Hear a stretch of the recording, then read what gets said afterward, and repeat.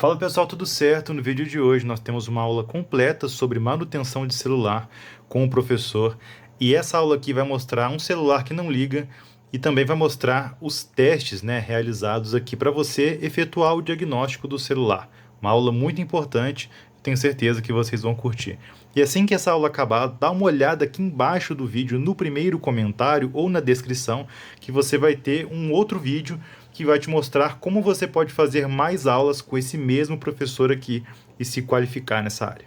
Abraço, valeu! Então, pessoal, o celular não liga. Primeiro teste que nós vamos fazer, remover aqui a bateria e verificar a tensão da mesma. Então, colocamos o multímetro aqui em 20 volts, a posição aí de corrente contínua, e devemos observar aqui os polos, positivo e negativo da bateria. Então, o positivo, ele é o primeiro, e o negativo é o terceiro. Então, esse era um dos erros que eu estava fazendo na aula passada para alimentar o celular com a fonte de bancada. Eu estava colocando no primeiro e no quarto. Não vai acontecer nada. Então, vamos colocar aqui a ponta do multímetro vermelha no positivo e a preta aqui no negativo. Então, nós temos aí 3.2, uma tensão baixa. Tá? Aí você tem que fazer a ativação dessa bateria. Como que faz a ativação dessas baterias? Você tem que ter um carregador universal.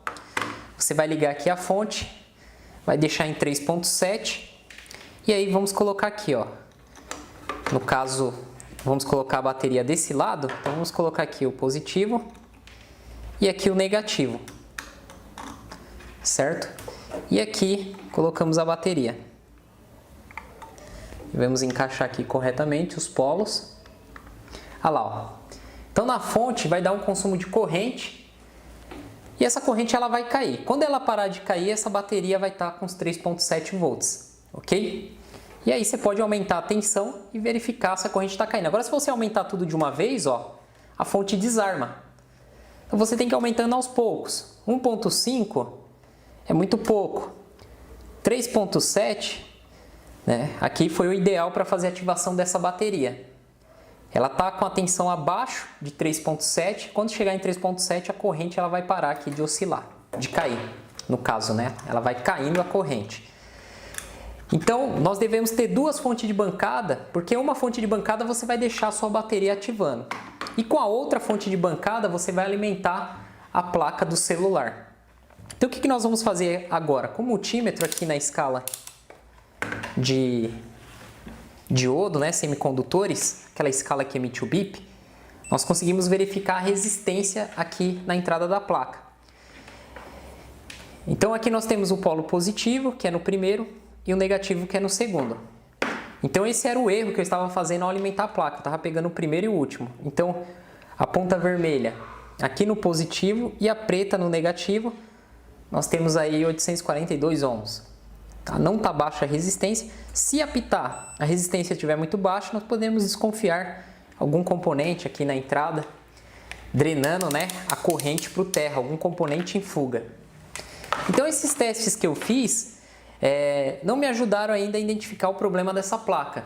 Como a maioria já deve saber, a fonte de bancada ela tem que ser usada nesses testes. Se você não tem, vai ficar muito difícil você conseguir reparar aí placa de celular, trabalhar nessa área.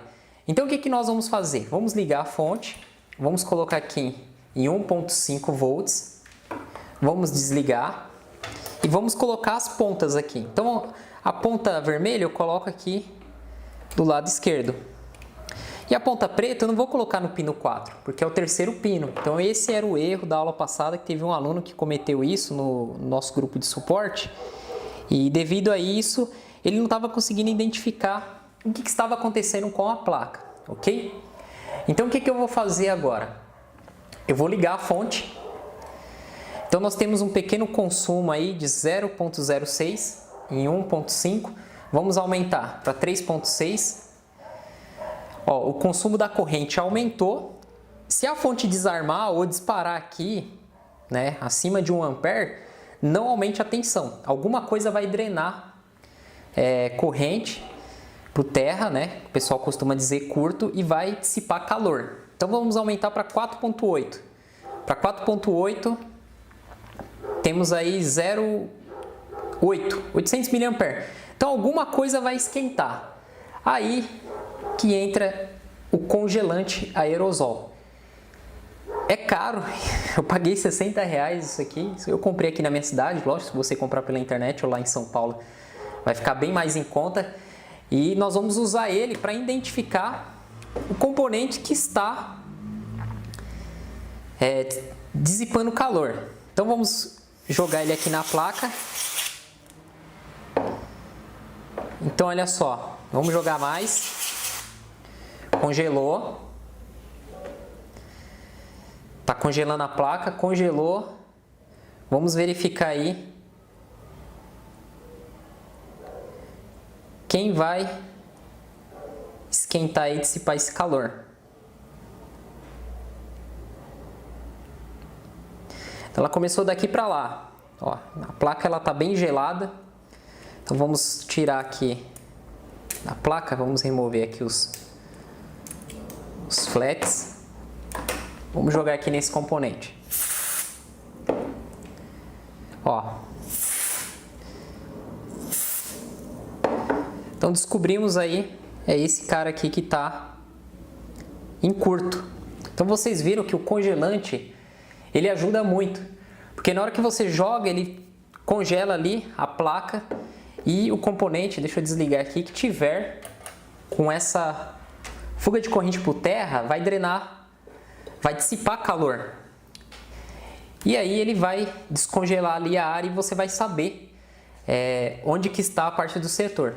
Então o que acontece? Esse tipo de reparo, no caso essa placa aqui, ela está com esse CI, eu não estou conseguindo enxergar agora, eu não sei se é o processador ou se é o Power Manage. Então esse caso aqui eu vou passar para o professor Luiz para analisar, porque tem que ter uma placa sucata idêntica a essa para fazer a troca desse CI.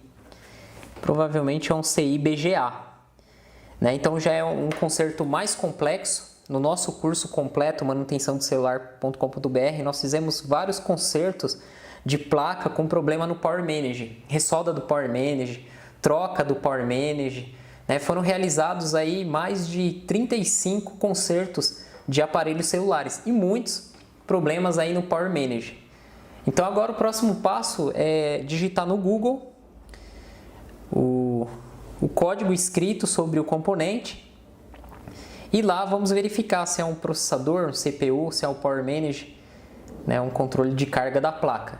Ok, pessoal? Então espero que tenham aproveitado essa videoaula. Se você quer aprender mais, né? Como que faz para trocar o Power Manage? Como que faz para pesquisar no Google para descobrir? Esquema elétrico. São muitos detalhes. Você tem que fazer um curso para você aprender.